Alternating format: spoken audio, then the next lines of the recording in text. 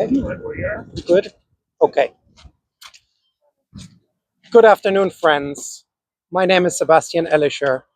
Today, I filed a petition with the intention to recall Mayor Ted Nitsky IV. Legal counsel Dan Eastman will say a few words about the legal modalities, and two fellow residents, Mike Biester and Christine Lejeune, will also join me with a few comments later. I'm speaking to you here as an individual, as a resident of Port, and as someone who has had the privilege of working with Great Lakes Neighbors United. We're many. We certainly hold very different and diverse political opinion, and we will talk with everyone who's willing to talk with us. And we want to talk with everyone. We've come together because it's our joint belief that the decision about the data center needs to be taken to the people of Port. We believe that the people should have the last word in a business deal that we believe to be shrouded in secrecy, and a business transaction that we believe is not a done deal.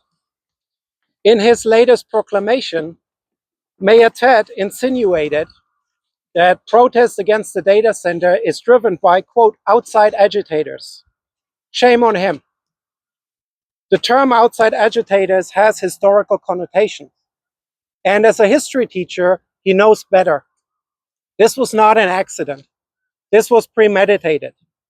But more important, it makes a mockery of residents, voters, and taxpayers who've been left in the dark about the mayor's machinations and business deals for too long. We are taxpayers financing the city administration, an administration that we believe is over its head in legal trouble and that goes against the people. Our struggle here today is a tale as old as time. Concerned citizens organizing against vested interests, demanding transparency and accountability. We'll hope you and many of you will join us.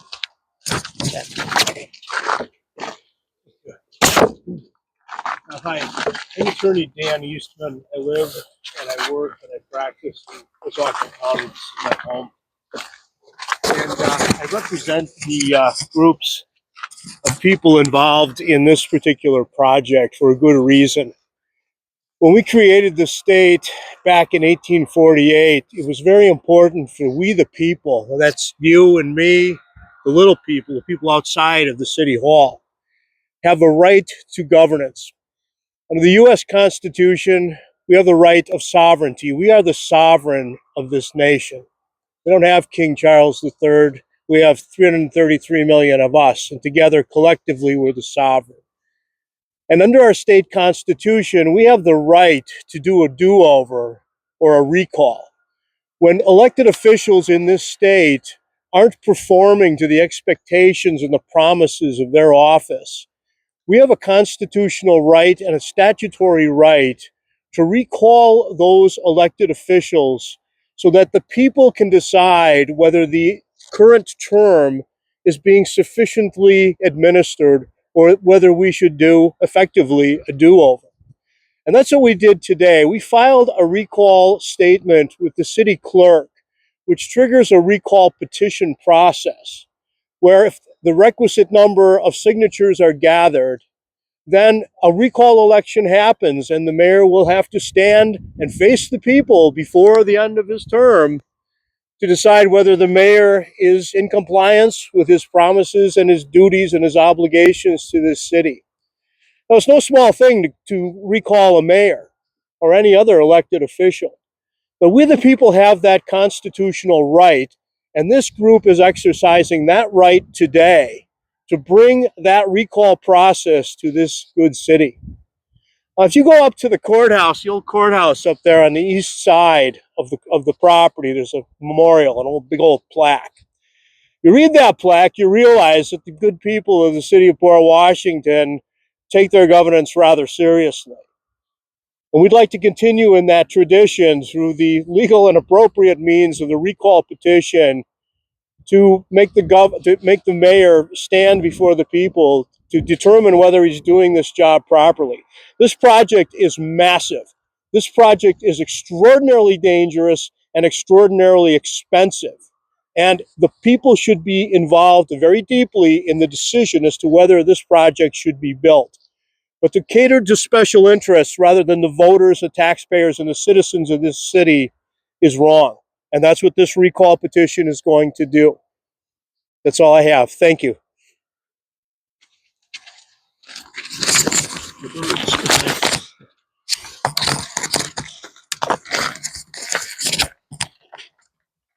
All right. So behind us is the lighthouse that's been a beloved landmark in Port Washington for decades. And recently it's been used by Vantage to try to co-opt the city for their needs. We want to take it back. So, a storm has arrived here in Port Washington today. We've used all the diplomatic measures we can to convince the mayor and the Common Council that this Vantage Data Center project is not a good fit for the community. Even demands for more transparency and responsibility in its construction and financing have been repeatedly ignored. Now, Mayor Nitsky continually stresses the importance of leadership and accountability, but fails to practice the very principles he calls for. Cries from the city residents to restore leadership, accountability, and trust in our local government have reached a deafening roar, and that process begins today. President Teddy Roosevelt said, "If we put corrupt men in public office and sneeringly acquiesce in their corruptions, then we are wrong ourselves." So this moment in history demands lovers of our community stand up for public service in the interest of people over profits and water over waste. We cannot expect our natural resources to be protected, our financial interests to be responsibly managed, and the character of our region maintained if we do not rise to the seriousness of the occasion. Together, the residents of Port Washington have the power to control our own destiny and preserve the community we all treasure.